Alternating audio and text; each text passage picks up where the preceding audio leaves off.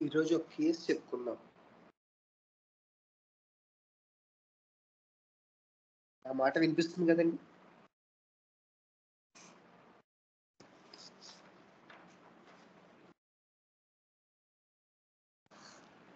Hello!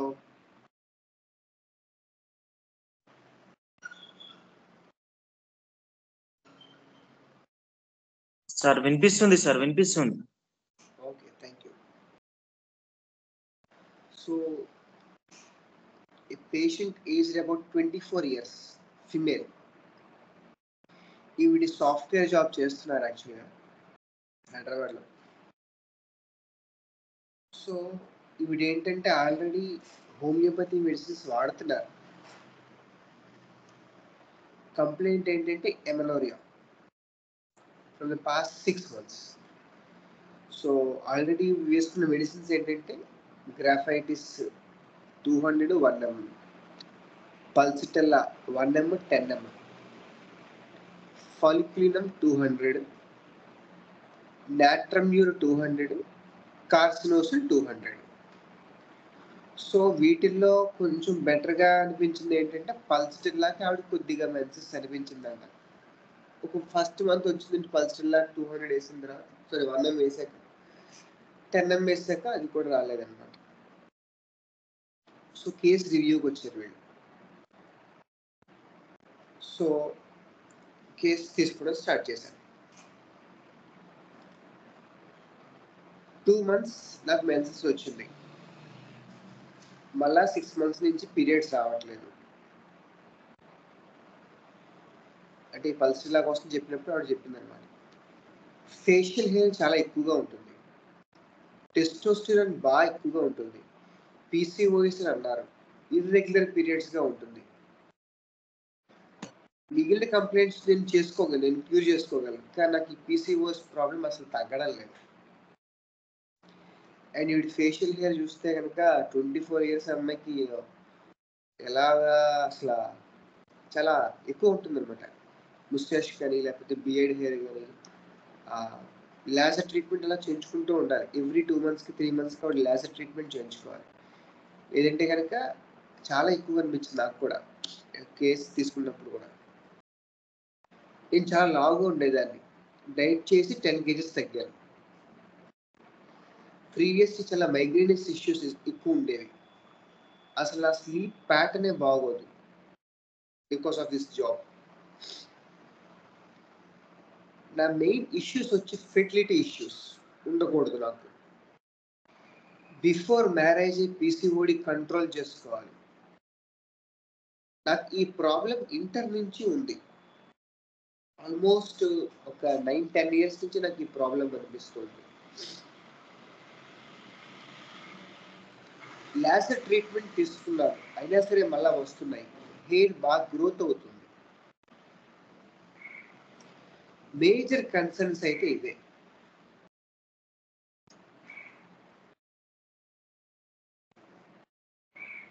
అంతే sir, ఇంకేమీ లేవంతే. అయితే మైనర్ కన్సర్న్స్ ఏమున్నాయని నేను అడిగాను. పీసీఓడి కంట్రోల్ చేసుకోవాలి. ఫర్దర్‌గా ఏ ప్రాబ్లమ్ ఉండకూడదు. పీరియడ్స్ డిలే అవ్వడం వల్ల మూడ్ స్వింగ్స్ వస్తున్నాయి. దీన్ని సాల్వ్ చేసుకోవాలి. ఇది నా problem sir. So first question నేను మామూలుగా అడిగే విధంగానే అడిగాను. ఏంటి మిమ్మల్ని బాగా ఇబ్బంది పెట్టేది? What bothers you the most? అసలు నాకు ప్రెజెంట్ 6 మంత్స్ నుంచి ఎందుకు రావడం లేదు మెన్సెస్?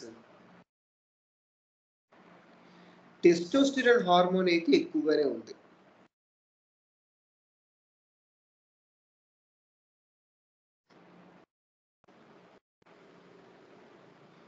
ఏదైనా ప్రాబ్లమ్ అవుతుందా?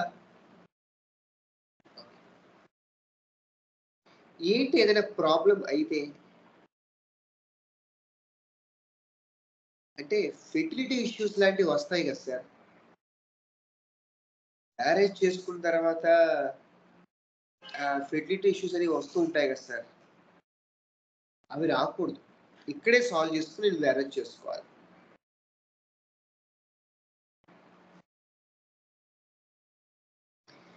పీసీఓడి ఆ పీసీఓఎస్ లాంటివి నేను ఇప్పుడే క్యూర్ చేసుకుని వెళ్ళాలి. సో ఇందులో మనకు అర్థం కానిది ఏంటంటే ఎందుకు వీడు ఇంత వరీ అవ్వడం, బ్యాక్గ్రౌండ్ తెలుస్తుంది కదా. సో నాకు క్వశ్చన్ అదే అడిగాను, ఎందుకు క్యూర్ చేసుకోవాలనుకుంటున్నారు, ఏంటి ఇలాగే మ్యారేజ్ చేసుకుంటే, ఇదే కదా మనకు అర్థం కాదు ఈ పైన ఇచ్చిన టాపిక్ లో. సో ఫెర్టిలిటీ ఇష్యూస్ ఉంటాయి కదా సార్,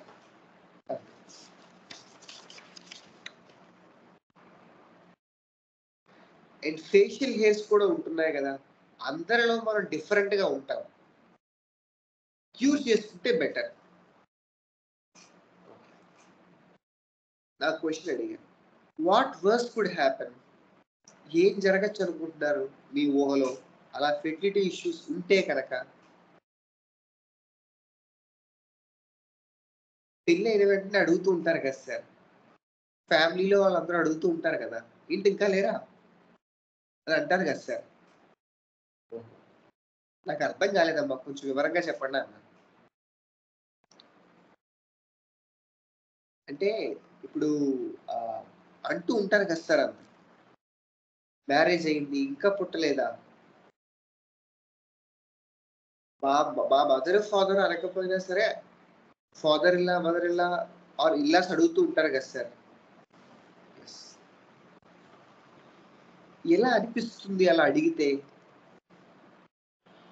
సో ఇది డెల్యూషన్, అంటే వీడు ఇంకా మ్యారేజ్ అవ్వలేదు, హార్డ్లీ 24 years. సో ముందుగానే చేసుకుని ఫెర్టిలిటీ ఇష్యూస్ అన్ని కూడా సాల్వ్ చేసుకుని వెళ్ళాలని ఐడియా. ఓకే, అక్కడికి వెళ్ళిన తర్వాత కూడా ఇంకా పుట్టలేదని అడుగుతారంట, ఇల్లాస్ అందరూ కూడా అడుగుతారంట, అందరిని ఏంటి ఇంకా అవ్వలేదు అని అడుగుతూ ఉంటారంట. అప్పుడు నేను అడిగాను, ఎలా అనిపిస్తుంది ఆ క్షణం అలా అడిగినప్పుడు? నేను చాలా సెన్సిటివ్ గర్ల్ సార్, వెంటనే ఏడుస్తాను. అర్థమవుతుందండి కేసు?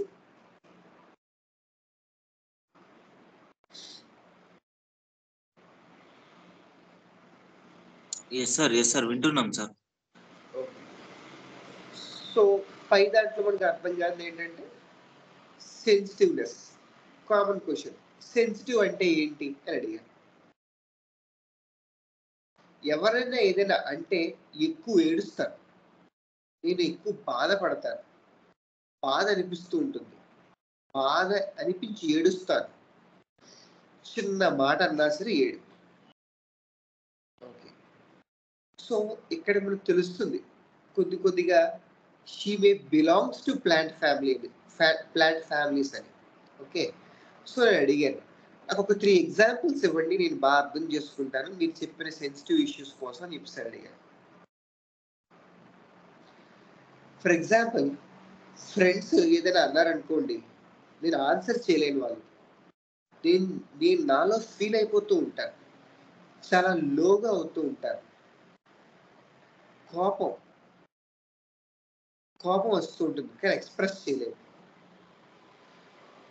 పేరెంట్స్ దగ్గర అయితే ఏడుస్తారు. ఇంకంతే సార్, ఇంకొక 2 ఎగ్జాంపుల్స్ ఇవ్వండి అని అడిగాను. హయ్యర్ అఫీషియల్స్ ఏదైనా అంటే వెంటనే ఏడిచేస్తాను. పేరెంట్స్ దగ్గర నేను అరుస్తాను అట్ టైమ్స్, బట్ బయట వాళ్ళ దగ్గర నేను అరవలేదు. వాళ్ళు ఏదైనా అంటే వెంటనే లోపల పెట్టేసుకుంటాను, అసలు వాళ్ళకి ఎక్స్ప్రెస్ చేయలేను అసలు. ఎలా అనిపిస్తుంది ఆ క్షణం, ఎందుకు ఇలా అన్నారు, వీళ్ళు కూడా అర్థం చేసుకోలేకపోతున్నారు, ఏడుపు వచ్చేస్తుంటుంది. ఓకే, జస్ట్ ఇలా ఏడుపు రాక ముందు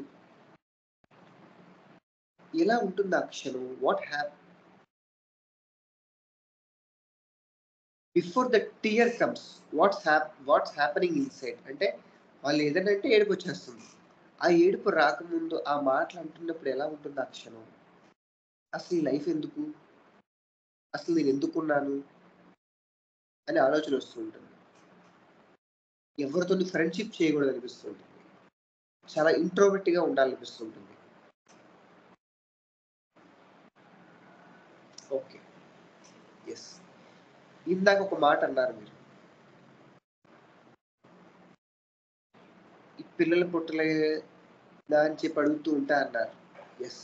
ఎలా ఉండొచ్చు అంటారు ఆ క్షణం అలా ఆ మాట అంటే? బికాస్ ఇక్కడ ఈవిడ సింక్ అయింది.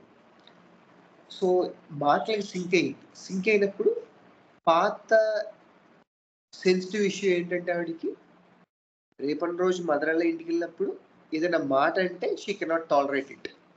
సో అక్కడ ఇప్పుడు ఇక్కడ ఉన్న సిచ్యువేషన్ అక్కడ లింక్ చేశాను. ఎస్. ఎలా ఉంటుంది ఆ క్షణం? ఏదైనా రోగాలు ఉన్నాయా ఈవిడికి? ఇంకా పిల్లలు పుట్టలేదా? బయటికి ఫంక్షన్స్‌కి వెళ్తే చుట్టూ ఉన్న వాళ్ళు ఇంకా పుట్టలేదా పిల్లలు? అని అంటూ ఉంటారు. ఎలా ఉంటుంది ఆ క్షణం అలా మాట అంటే? చాలా painful moment. It's a type of mixed emotions అండి. ఏడుపు, బాధ అన్నీ వస్తూ ఉంటాయి. అసలు ఎందుకు ఈ లైఫ్ అనిపిస్తూ ఉంటుంది. ఏం చేయాలనిపిస్తుంది? ఏం చేయాలనిపిస్తుంటుంది ఆ క్షణం? What do you do at that time? అస్సలు నేను వాళ్ళకి ఏం ఆన్సర్ చేయను. I just be there. అలాగే ఉండిపోతూ ఉంటాను. అదే సిట్యుయేషన్, అదే ఆలోచన వస్తూనే ఉంటాయి ఆ టైంలో. అసల రివర్ట్ చేయలేను. ఆన్సర్ చేయలేను. ఈ ఫేజ్ అలా నడుస్తూనే ఉంటుంది నాలో. ఓకే. సో ఇక్కడి వరకు ఫస్ట్ ఏరియా అయింది. మీకేం అర్థమైంది ఇందులో? ఇప్పటి వరకు చెప్పిన దాంట్లో?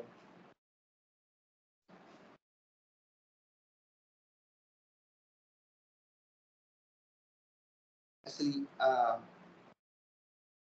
ఇష్యూస్ కానీ లేకపోతే ఈవిడ ఏ కింగ్డమ్ చెందిన అయి ఉంటారంటారు?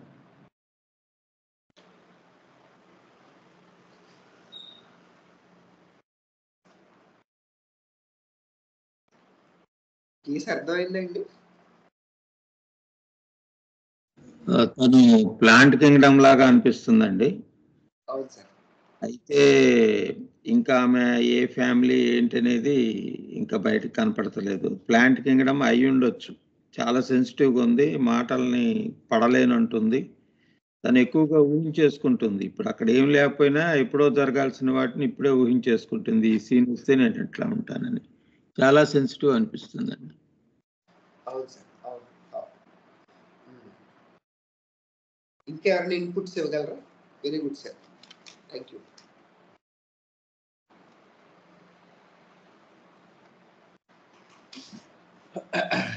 ఎస్.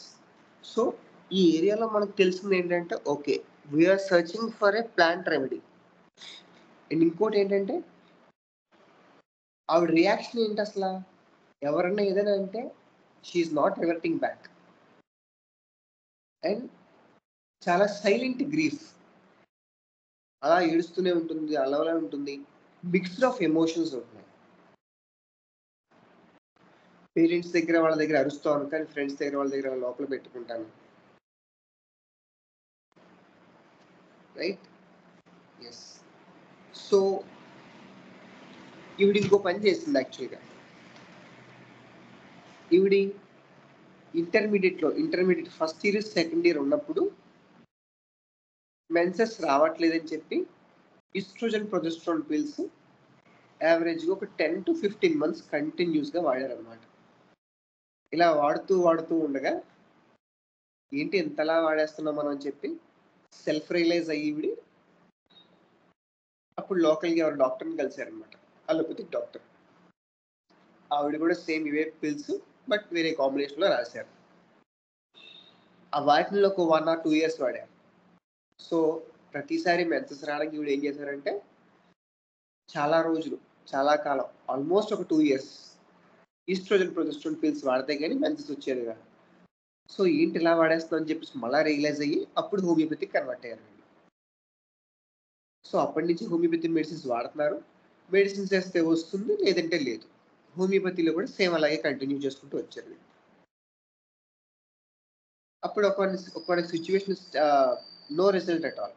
మళ్ళా ఒక 6 months నుంచి మెన్సెస్ రావట్లేదు అని చెప్పేసి అప్పుడు కన్సల్ట్ అయ్యారు. అప్పుడు తీసుకునే కేసు అనమాట. సో బ్యాక్గ్రౌండ్లో మనకి ఖచ్చితంగా ఇది రన్ అవ్వాలి. ఏం చూస్తున్నావు, ఎలా చూస్తున్నావు, ఎలా ప్రిస్క్రిప్షన్ చేయాలనేది మనకి ప్రిస్క్రిప్షన్ టైంలో ఖచ్చితంగా మనకి ఇది రన్ అవ్వాలి. ఎస్.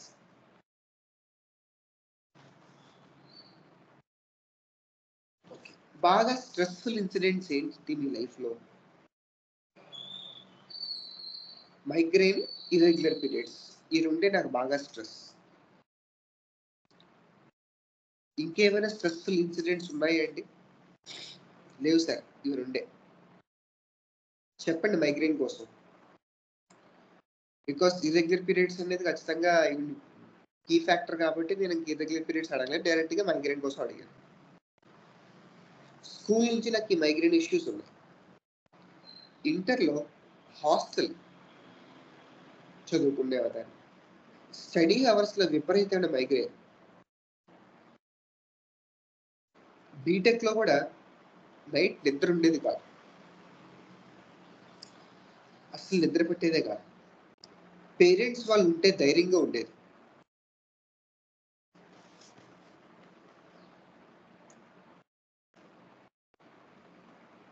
ఏంటా ధైర్యం? వాళ్ళు ఉంటే అంటే పెయిన్ వస్తే నాకేం కాదులే అని అంటూ ఉంటారు. లోన్లీనెస్ అనిపించదు అసలు వాళ్ళు ఉంటే కనుక. అర్థం కాలే. లోన్లీనెస్ ఎక్కువ ఉండదు, ఎవరు లేరు అనే అనే ఫీలింగ్ నాకు తోచదు పేరెంట్స్ ఉంటే.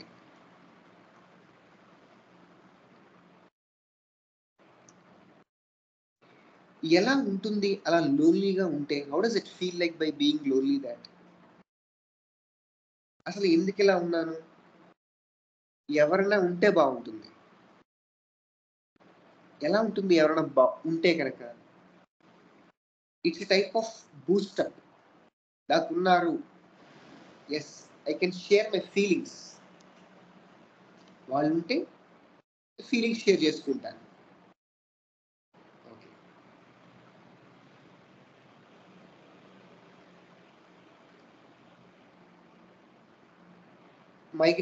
మైగ్రేన్కి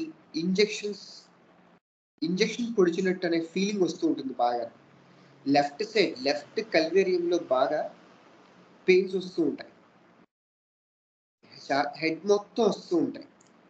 during migraine I will be having lot of nausea, better by vomiting. Okay.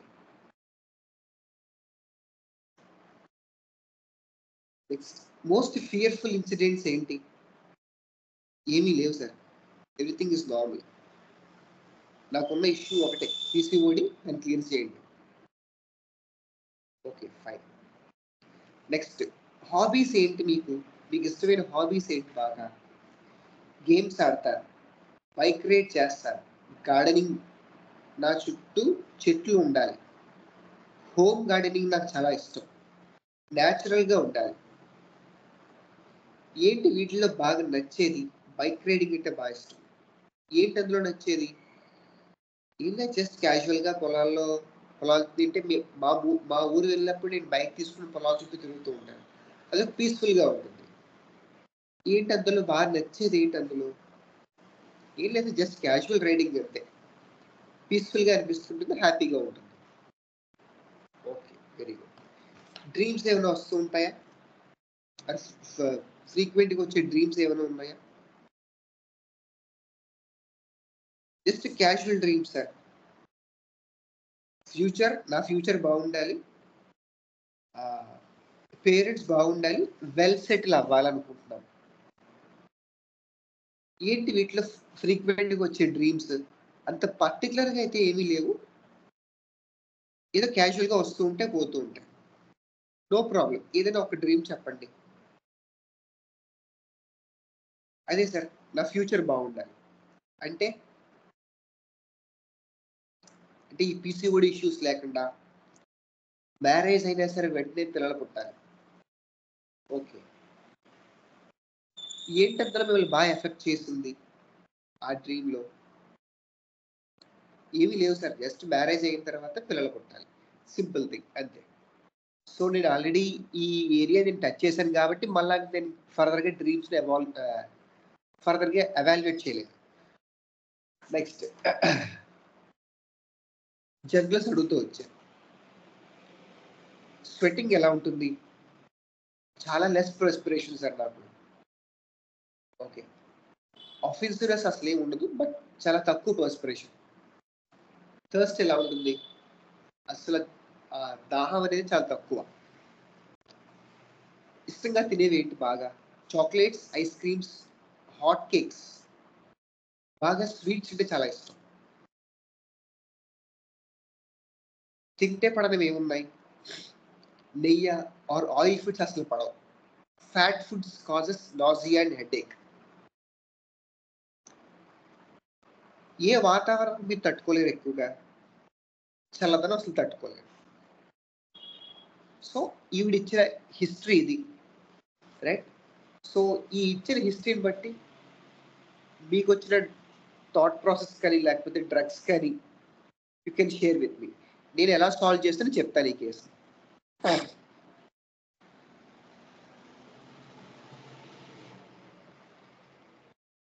Any idea?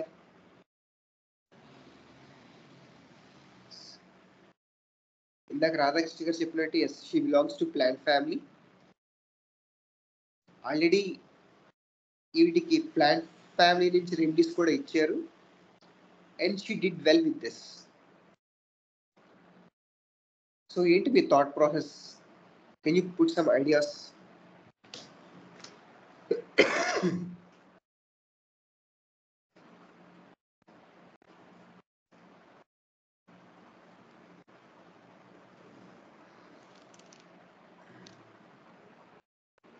Hello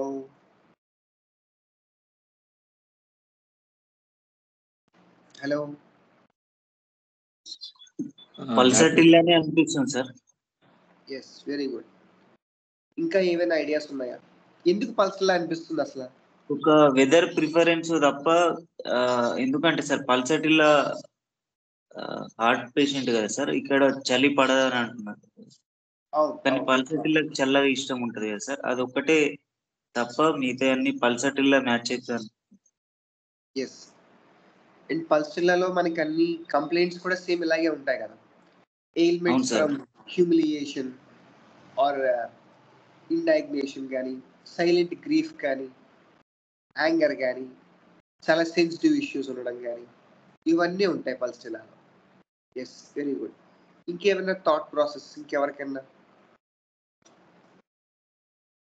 and ఈవిడికి పల్సర్లా ఇచ్చారు, మన దగ్గర రాకముందు ఈవిడి పల్సర్లా 10M వేశారు, అయినా సరే రాలేదు మెన్సెస్. సారీ, 1M వేస్తే ఒకసారి వచ్చింది, 10M వేస్తే రాలేదు. 1M రిపీట్ చేస్తే అయినా సరే రాలేదు. సో పల్స్లా ఇందులో మనం ఆలోచించడానికి no hope, no issues at all, right? So నేను మీలాగా ఆలోచించాను. కేసు అంతా అయిన తర్వాత ఓకే పల్స్లానే కదా అనుకున్నాను. కేసు అంతా అయిన తర్వాత అడిగాను మీరు ఏమేమి మెడిసిన్స్ వాడారని. అప్పుడు చెప్పారనమాట, ఇలా మెడిసిన్స్ వాడారని చెప్పారు. సో ఇందులో మన దగ్గరికి రాకముందు కూడా వీడి పల్స్లా వేసుకుని వచ్చారు.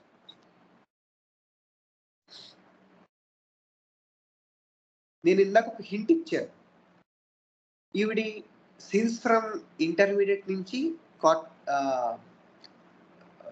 ఈస్ట్రోజన్ ప్రొజెస్ట్రాన్ పిల్స్ వాడుతూ వచ్చారు.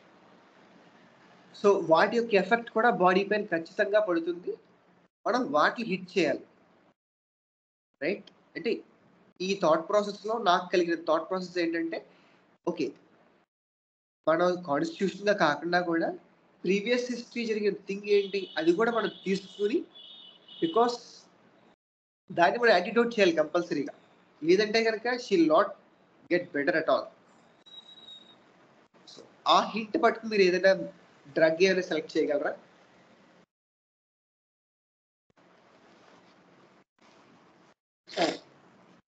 Any idea?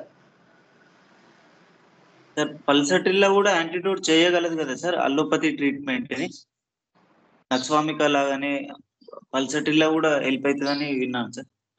అవును సార్, హెల్ప్ అయ్యింది ఆవిడికి, బట్ కంటిన్యూషన్ లేదు. Okay sir. Menses every month రావట్లేదు ఆవిడ. మన దగ్గర రాకముందు 6 months ఆల్రెడీ ఎమనోరియాలో ఉన్నారు.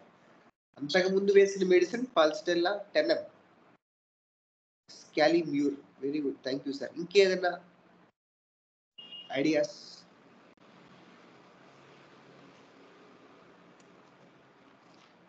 ఇంకే నోసోడ్ ఏమన్నా నోసోడ్ అంటున్నాను, సార్కోడ్ లాంటిది ఏమన్నా ఇవ్వాల్సి వస్తుంది ఏమన్నా? ఎలాంటి సార్కోడ్స్ అంటారు?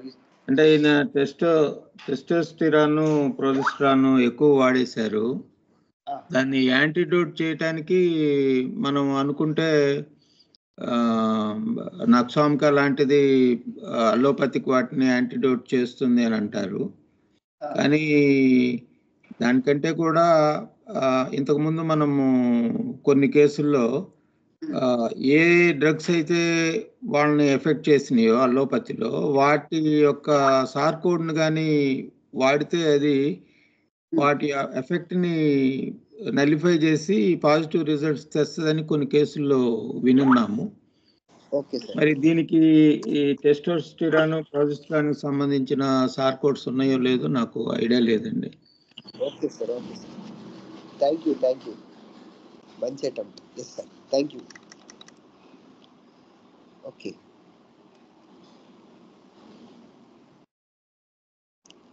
ఇంకెవరన్నా ఐడియాస్?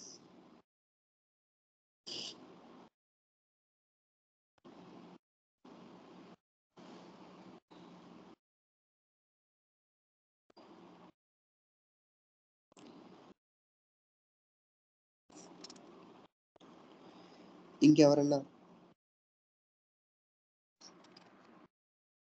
ఓకే, సార్ చెప్పినట్టు నేను ఇలాగే ఆలోచించాను. Okay, she may need some sarcode అని ఆలోచించి అసలు అప్పుడు నేను చదవడం మొదలుపెట్టాను. ఏంటిది, ఎలా చేయాలి, సాల్వ్ చేయాలి అని చదవడం మొదలుపెట్టాను. అప్పుడు సార్కోడ్స్లో ఒకానొక వెబినార్లో నేను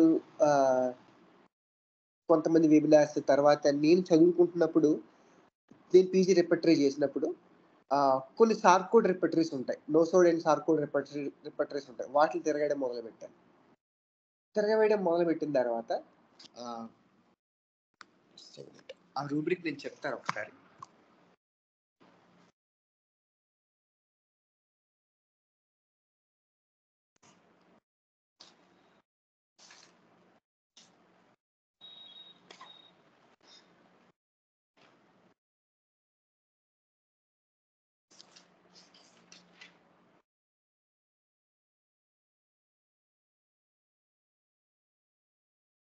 సో అప్పుడు నేను repertory of homoeopathic nosodes and sarcodes by Berkeley Square అనే రిపర్టరీని నేను చదవడం మొదలుపెట్టాను.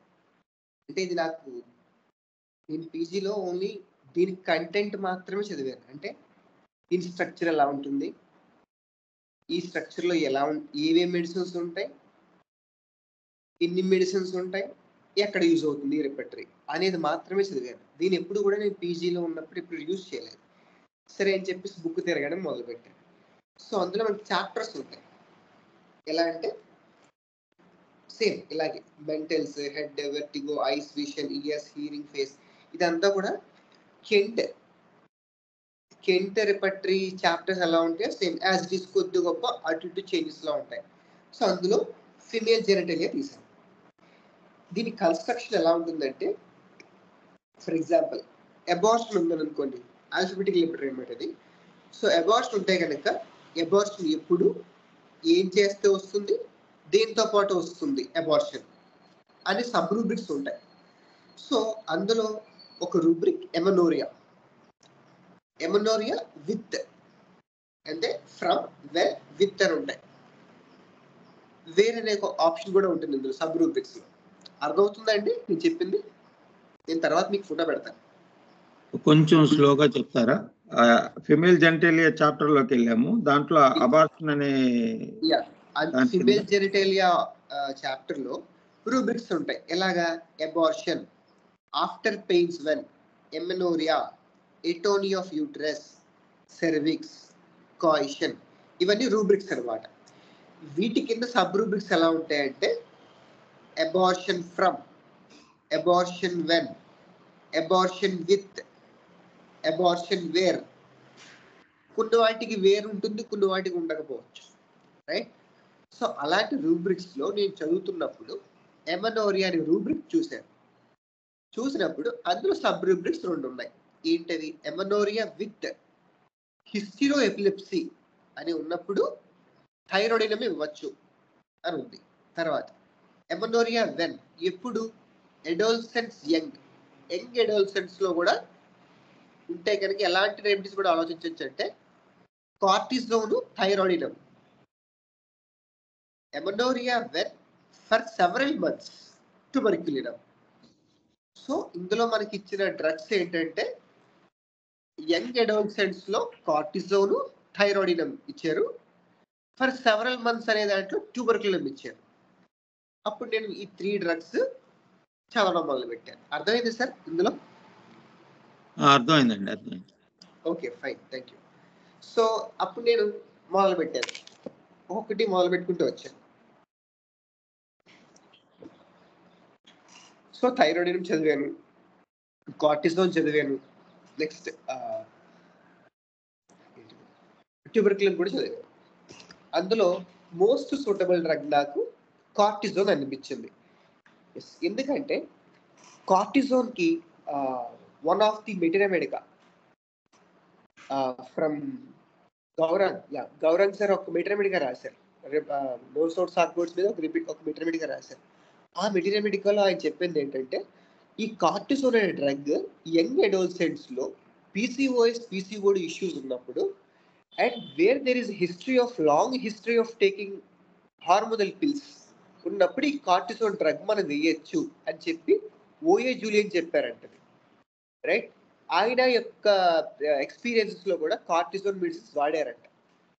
వాడినప్పుడు అప్పుడు నాకు ఈ థాట్ వచ్చింది అని చెప్పి నేను ఇప్పుడు లోటస్ మెటీరియా మర్ఫీ మెటీరియా చదవడం మొదలుపెట్టాను. సో ఎలాంటి ఇష్యూస్ లో ఇది వాడచ్చు అంటే కార్టిజోన్ ని acne, Addison's disease, allergies, rhinitis, amenorrhoea, cataract, conjunctivitis, constipation, Cushing syndrome, depression, heart strokes, hypothyroidism, lupus, muscular atrophies, obesity, ophthalmic diseases, migraine, osteoporosis, osteonecrosis, psoriasis, styes, sunstrokes, ulcers, virilism.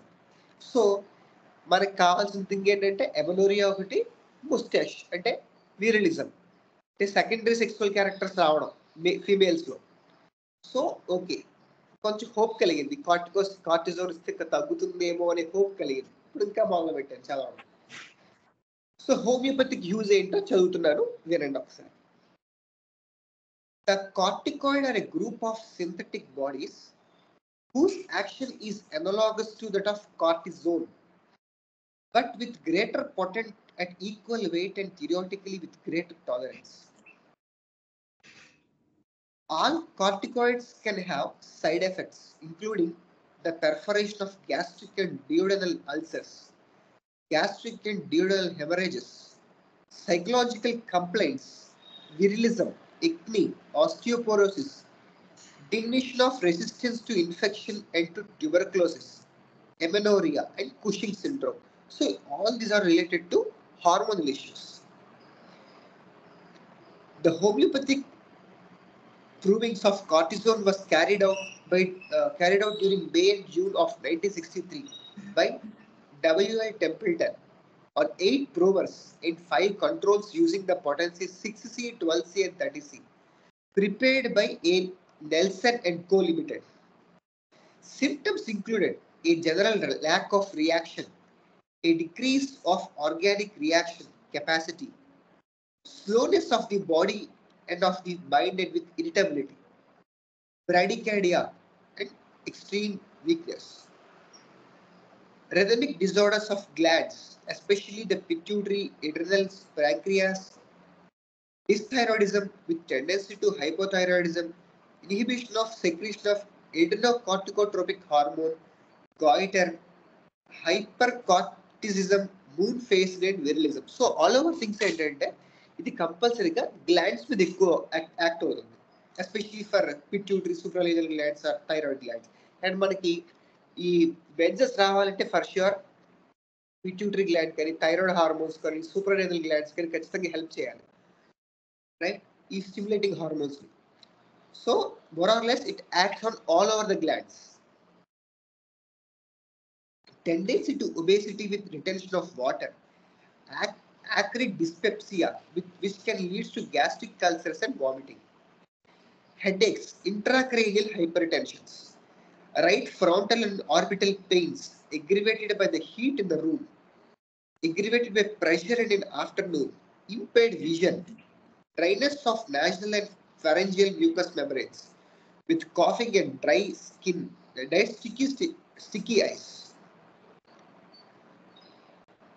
skin discolored, vesicular eruptions, dryness and cracking of skin on the face and hands with exfoliation of nails bed, face round puffy, moon face, back, legs swollen with edema. So more or less ఈ homoeopathic use ఏంటంటే ఎవరైతే ఈ conduct చేశారో వీళ్ళు ఏంటంటే చెప్పింది migraine issues ఉంటాయి, ఎమనోరియా issues ఉంటాయి, ఆర్ మోర్ ఆర్ థింగ్ ఏంటంటే ఇది ఎక్కువగా గ్లాండ్స్ మీద ఎక్కువ యాక్ట్ అవుతుంటుంది. సో దీని యొక్క మైండ్ కూడా వాళ్ళు మైండ్ సిమ్టమ్స్ కూడా రాయడం జరిగింది. ఎలా ఉంటుందంటే mind symptoms unstable mood alternating between euphoria, depression and excitement, excitability with increased activity, actions calms him, fatigue with weariness, loss of willpower, heavy, confused, irritable, impatient, weak memory, mental efforts, aggravating the general condition, difficulty in concentrating, melancholic state, thoughts of death, depressive conditions. So ఇందాక ఆవిడ చెప్పినవి ఏంటి అవే కదా మొత్తం అంతా కూడా. Depression వచ్చేయడం, ఆరు వాళ్ళు ఏమైనా అంటే కనుక ఎక్కువ సెన్సిటివ్ అయిపోవడం, మాట్లాడలేకపోవడం, ఫ్రెండ్స్ ఏదైనా అంటే కనుక లోపలే పెట్టుకోవడం. సో ఈ more or less it is similar to pulsatilla. So ఈ మైండ్ సెక్షన్ చూసి తర్వాత ఫీమేల్ సెక్షన్కి వచ్చాను. ఓకే, అసలు ఫీమేల్లో ఏం రాశారని చూశాను. Amenorrhoea young girls, menses copious, blood thick, pelvic congestion, heaviness in lower abdomen, sensation of repletion in the stomach, ameliorated by menstrual flow and by walking, valvular eczema. Okay, తర్వాత relationship చూసుకుంటూ వచ్చాను. అసలు is it anything related to pulsatilla అని చెప్పి చదువుకోవడానికి వచ్చారనమాట relationship of the రెమెడీస్లో. So అందులో రిలేషన్షిప్లో మర్ఫీ ఏమి ఇచ్చారంటే, compared to arsenicum, sepia, sulfur, they are very impatient, quarrelsome, has many ideas, pain and burning eruption, sorinum, sad periodic migraines, anxious, scabby, weeping eruptions, weakness of back and limbs as if dislocated. Compared to pulsatilla, changing variable weeps at the slightest trifle, alteration of smile and tears, erratic pains, dry cough, congestion of the veins. So ఇవన్నీ ఆలోచించి నేను మళ్ళీ ఒకసారి మనం చేస్తుంది కరెక్టేనా అని చెప్పేసి ఇంకొక మెట్రమేడికా అలా ఆల్మోస్ట్ ఒక 2-3 మెట్రమేడికాస్ చూసి అప్పుడు నేను కార్టిజోన్ వేయడం జరిగింది. ఇవిడికి కార్టిజోన్ 200. యాక్చువల్గా ఇవిడికి పడాల్సింది 1M పడాలి, కానీ నా దగ్గర 1M లేదు. సో అప్పుడు నేను ఏం చేశానంటే కార్టిజోన్ 200 వీక్లీ వన్స్ డోస్ వేసుకుంటూ వచ్చాను. సో నేను ఎవ్రీ వీక్ ఫాలో అవుతూ వచ్చాను. కార్టిజోన్ 200 వేశాను. వేసిన తర్వాత ఫస్ట్ వీక్ ఏమి అనిపించలే, సెకండ్ వీక్ వేశాను. సెకండ్ డోస్ పడిన నెక్స్ట్ రోజే మెన్సెస్ స్టార్ట్ అయింది. ఇప్పుడు 6 months నుంచి రాని మెన్సెస్ కార్టిజోన్ 200 వేసిన తర్వాత సెకండ్ డోస్కి ఇవిడికి మెన్సెస్ స్టార్ట్ అయ్యింది. ఫైన్, అమ్మయ్య బాగానే ఉంది అనుకున్నాను. మళ్ళా నెక్స్ట్ మంత్ మెసేజ్ పెట్టాను, అమ్మాయి ఎలా ఉందమ్మా అని అడిగాను. సార్ ఇంకా రాలేదండి అన్న. అయితే ఇంకో డోస్ వేసుకోండి అన్న. డోస్ వేసుకుని సెకండ్ డేకి మెన్సెస్ రావడం స్టార్ట్ చేశాను. అండ్ సిన్స్ దెన్ అప్పటి నుంచి కూడా ఆల్మోస్ట్ 4 doses పడ్డాయి. ఈ 4 doses పడిన తర్వాత షీఈస్ డూయింగ్ వెరీ వెల్. ప్రతిసారి మెన్సెస్ వస్తుంది, ఇష్యూస్ అయితే ఏమీ లేవు. And she may need 1M also, right. ఈ కార్టిజోన్ వేసిన తర్వాత అప్పుడు మళ్ళీ మనం ఒకసారి కేస్ హిస్టరీ మొత్తం తీసుకుంటే కనుక అప్పుడు in case if at all pulsatilla మళ్ళీ పల్స్టెల్లా లాంటి సిమ్టమ్స్ ఉంటే కనుక అప్పుడు మళ్ళీ పల్స్టెల్లా హెల్ప్ చేయొచ్చు. సో సోఫార్ ఏంటంటే ఈవిడికి ఈ రకంగా నేను సాల్వ్ చేసి కార్టిసోన్ ఇవ్వడం జరిగింది. తర్వాత ఒక ఫాలోఅప్, ఒక 2 ఫాలోఅప్స్ జరిగినాయి. వీడికి ఈ కొన్ని ఇష్యూస్ వచ్చినాయి. కోళ్ళు తీసుకోలేకపోతున్నాను, చల్లదనాన్ని అసలు తీసుకోలేకపోతున్నాను, ఫ్యాన్ వేసినా తీసుకోలేకపోతున్నాను. Previously she was very hot patient, కానీ ఇప్పుడు మొత్తం చేంజ్ అవుతూ వచ్చింది. చాలా నిద్ర డిస్టర్బెన్స్ వస్తూ ఉంటుంది. అబ్డామినల్ పెయిన్స్ ఆల్టర్నేటివ్గా వస్తూ ఉంటాయి. ఒక 1 month ఏమో నాకేమో అన్వాంటెడ్ హెయిర్ తగ్గినట్టు అనిపిస్తుంది, ఇంకో 1 month ఏమో హెయిర్ పెరిగినట్టు అనిపిస్తుంది. అన్నప్పుడు మళ్ళీ నేను ఒకసారి 4th డోస్ కార్టిసోన్ వేయడం జరిగింది అన్నమాట. సో ఇది కేసు మొత్తం. ఎస్ సార్, ఎనీ డౌట్స్ ఏమైనా ఉన్నాయా? అర్థమైందా కేసు అసలు?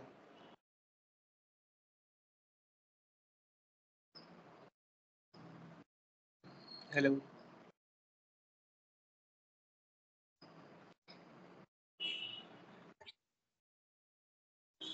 హలో సార్ అర్థమైంది సార్, వింటున్నా సార్. Thank you. డౌట్స్ ఏమైనా ఉన్నాయండి?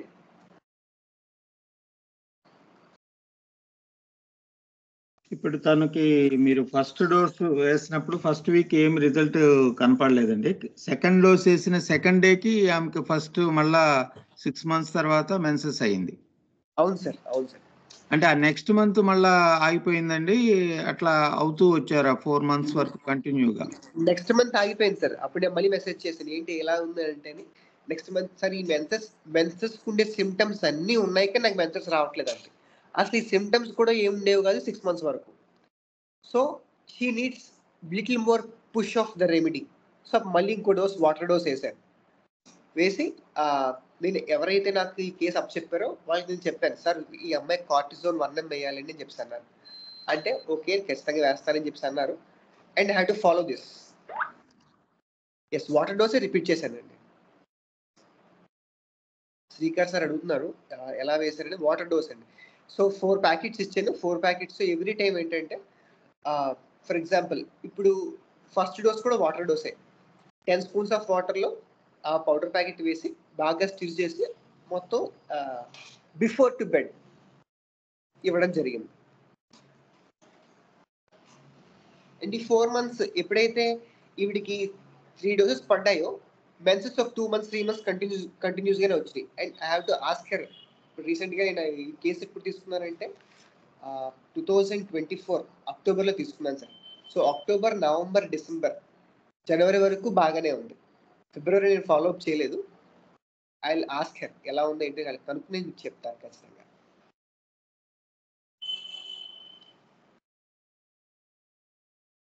సార్ ఈ నో సోడ్స్ సార్ కోడ్స్ అనేవి 200 cకి అబోవే వాడాలంటారు. ఒకవేళ మనం 6 Cలు 30లు వాడితే అస్సలు ఎఫెక్ట్ ఉండదంటారా? రిపిటేషన్ అవసరం సార్. ఎఫెక్ట్ ఉంటుంది, లేకుండా ఉండదు. కాకపోతే ఏంటంటే ఎప్పుడైతే ఓవర్ డ్రగ్గింగ్ జరిగిందో ఖచ్చితంగా పవర్ పొటెన్సీ ఖచ్చితంగా పెరగాలి. Deep the potency, higher the potency, action will be the more. So lower the potency, repetition ఎక్కువ చేస్తే కనుక మనకి బెటర్. కానీ రిపిటేషన్ ఎక్కువ చేయడం రిస్క్ తీసుకోం కదా సార్ మనం. ప్రూవింగ్స్ అయిపోతూ ఉంటాయి. అవును సార్. అందుకే టెంపుల్టన్ ఆయన ఏంటంటే ప్రూవింగ్ చేసింది అలాగే చేశాడు. 6C 12C 30C తీసుకుని ప్రూవింగ్ చేశారు ఆయన. ఓకే ఓకే, అంటే ఖచ్చితంగా ఎఫెక్ట్ అయితే ఉంటుంది సార్, లేకుండా ఉండదు. Okay okay.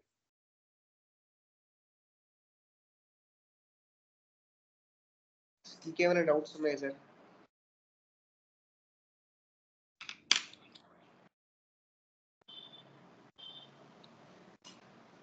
హోప్ అందరికి కేసు అర్థమైంది అనుకుంటాను. సో మనకి సార్ కోడ్స్, నో సోర్స్ కూడా అసలు మర్చిపోకూడదు. ముఖ్యంగా సార్ కోడ్స్ అసలు మర్చిపోకూడదు. రీసెంట్ టైమ్స్లో నేను రీసెంట్గా ఒక డాక్టర్తో మాట్లాడుతుంటే ఆవిడ ఏం చెప్పారంటే, చాలా మంచి ఇన్పుట్ అనమాట. క్రియాటినిన్ 12 రైట్, డయాలసిస్ చేయించుకుంటారైనా సరే తగ్గట్లేదు, అది తగ్గుతుంది మళ్ళీ వచ్చేస్తుంది.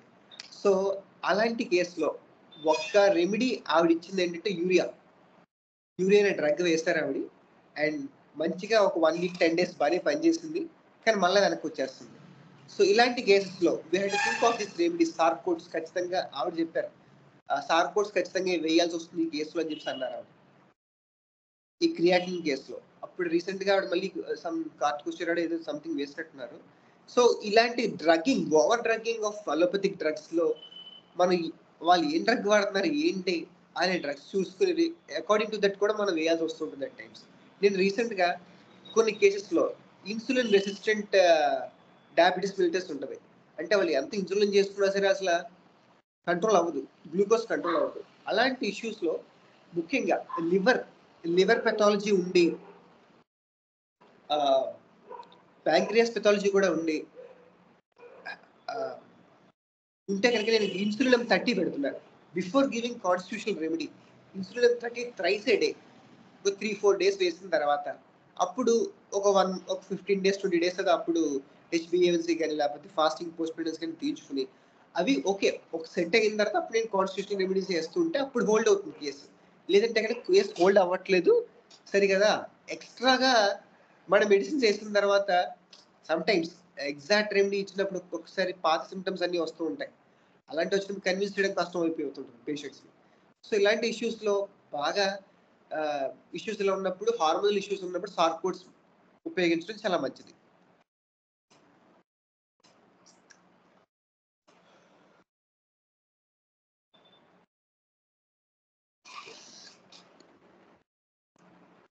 నెక్స్ట్ క్లాస్ సాటర్డే క్లాస్ నో సోర్ట్స్ మీద మనం డిస్కస్ చేసుకుందాం. ప్రిపరేషన్ చేస్తున్నాను. అంటే నో సోర్ట్స్ ఇండికేషన్స్ అంటే మనకి చాలా నో సోర్ట్స్ ఉన్నాయి చూస్తారా, యాంత్రాసనం నుంచి బేసిలం ఆర్ మోర్బిలినం కానీ, పిట్యూటరినం కానీ, ఆర్ ఇన్సులినం కానీ, ఇలాంటి నో సోర్ట్స్ అండ్ సార్కోట్స్ డిస్కస్ చేస్తాను నెక్స్ట్ సాటర్డే. ఎలా డిస్కస్ చేస్తానంటే ఇండికేషన్స్ ఓన్లీ కీ పాయింట్స్ అన్నమాట. కొన్ని బుక్స్ నుంచి తీసి నేను డిస్కస్ చేయడం జరుగుతున్నది. వర్క్ ప్రోగ్రెస్ లో ఉంది. సో నెక్స్ట్ సాటర్డే ఈ నో సోర్ట్స్ అండ్ సార్కోట్స్ కోసం మనం డిస్కస్ చేసుకుందాం. రైట్? ఏమైనా డౌట్స్ ఉన్నాయండి? నైస్ కేస్ గౌతమ్, నేను ఫుల్ వినలేకపోయాను అందుకు మాట్లాడారు. హలో మేడం చెప్పండి. సార్కోట్స్ లోవర్ పవర్ లో రిపిటేషన్ గా వాడచ్చా, వాడితే అంటే ఐ మీన్ కంటిన్యూస్ గా వాడచ్చా వాడకూడదు? నేను ఎక్స్పీరియన్స్ చేసిందంటే లేదు మేడం సోఫార్. లో పవర్ నేను ఇన్సులిన్ ఒకటే వాడాను 30 పవర్, అది కూడా డైలీ డోస్ ట్రైస్ ఏ డే, ఒక 3-4 days వేసి ఆఫ్ చేసేసామండి. వాడితే ఖచ్చితంగా బెటర్ రిజల్ట్స్ ఉంటాయి, కానీ ఏ డ్రగ్ ఎలా వాడాలనేది ఎక్స్పీరియన్స్ బట్టి తెలుస్తుంది. నేనైతే వాడలేదు మేడం, కానీ ప్రూవింగ్స్ అనేవి లోవర్ పవర్స్ తోనే చేస్తున్నారు ప్రెసెంట్. 6, 12, 30లోనే చేస్తున్నారు. సో ప్రూవింగ్స్ వస్తూ ఉంటాయి కొన్ని కేసెస్ లో. ప్రూవింగ్స్ వచ్చినప్పుడు ఆఫ్ చేసేసుకోవడమే అంతే. Okay okay, thank you. Nice case, nice learning.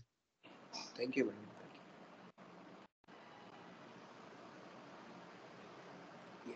ఇంకేదైనా ఇన్పుట్స్ మీరు ఏమైనా ఇవ్వగలరా? ఎవరన్నా మీరు ఏదైనా వాడి సార్కోట్స్ కానీ సార్కోట్స్ వాడి ఏదైనా కేసెస్ లాంటివి ఏమైనా ఉంటే కనుక డిస్కస్ చేయండి, ఫర్దర్గా లెర్న్ చేయొచ్చు అందరూ కూడా.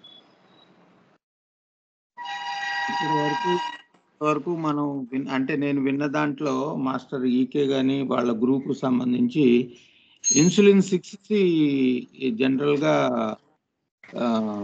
ఇస్తూ ఉన్నారండి, సార్కోట్స్ లో ఇస్తున్నారు. దానివల్ల డయాబెటిక్స్ వాళ్ళలో కొంత కంట్రోల్ వస్తూ కనపడుతుంది. అది చూసుకుని ఇస్తున్నారు, కొన్ని డోసులు ఇచ్చి తర్వాత ఆపుకుని మళ్ళీ ఎట్లా ఇస్తున్నారు.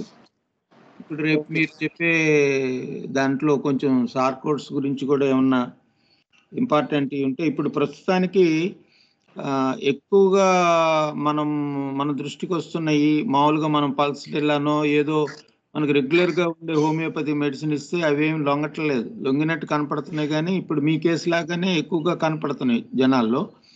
వీళ్ళు ఎక్కువగా పీసీఓడి ఇటువంటి ఉన్నప్పుడు అలోపతి డ్రగ్స్ విపరీతంగా వాడేసేసి అప్పుడు మన దగ్గరికి వస్తున్నారు. కాబట్టి ఈ 2 నోసోడ్స్, సార్కోడ్స్ 2 కూడా కొంచెం ఇప్పుడు ఎక్కువగా ఆలోచించాల్సిన అవసరం మన హోమియోపతిలో ఉంది. కాబట్టి దాని మీద మీరు ఇంకో క్లాస్ కూడా వీలుంటే శ్రీకాంత్ సార్ గారిని అడిగి పెడితే బాగుంటుందండి డాక్టర్ గారు. ఈ కేసు చెప్పినందుకు చాలా థ్యాంక్స్. నెక్స్ట్ సాటర్డే క్లాస్ ఉంది యాక్చువల్గా నాది, కమింగ్ సాటర్డే. ఆ సాటర్డే నేను దీనికోసమే మాట్లాడతాను. అదేండి నోసోడ్స్ చెప్తానన్నారు. సార్కోడ్స్ కూడా ఏదన్నా ఇంకో క్లాస్ ఎప్పుడన్నా మీకు వీలున్నప్పుడు అది కూడా దాని మీద కాంబినేషన్ లో ఉంటుంది సార్. ఆల్ఫాబెటిక్ లో కవర్ చేస్తున్నారు యాక్చువల్గా దాన్ని. ఓకే అండి. సో ఇన్ బిట్వీన్ నోసోడ్స్ వస్తే సార్కోడ్స్ వస్తూ ఉంటాయి. అంటే ఆల్ఫాబెటికల్ గా ఉంటే మనం ఏం మిస్ అవ్వంగా అని చెప్పేసి నేను అనుకుంటున్నాను. సార్ ఇంకా డెప్త్ గా చెప్తా అన్నారు యాక్చువల్ గాని. సో జస్ట్ ఆయన చెప్పడానికి ముందు జస్ట్ ఒక గిస్ట్ ఇస్తే కనుక ఇంకా బెటర్ గా అండర్స్టాండ్ అవుతాయని చెప్పేసి నేను యాక్చువల్ గా తీసుకున్నాను. ఆయన పర్మిషన్ ఇంకా తీసుకోలేదు నేను ఒకసారి అడిగి మీకు మరి ఖచ్చితంగా డిస్కస్ చేద్దాం సార్. డిస్కస్ చేద్దాం. చాలా మంచి కేసు చెప్పారండి. థ్యాంక్ యూ అండి. థ్యాంక్ యూ గౌతమ్ గారు, డాక్టర్ గౌతమ్ గారు. ఓకే, క్లాస్ వైండ్ అప్ చేద్దామండి.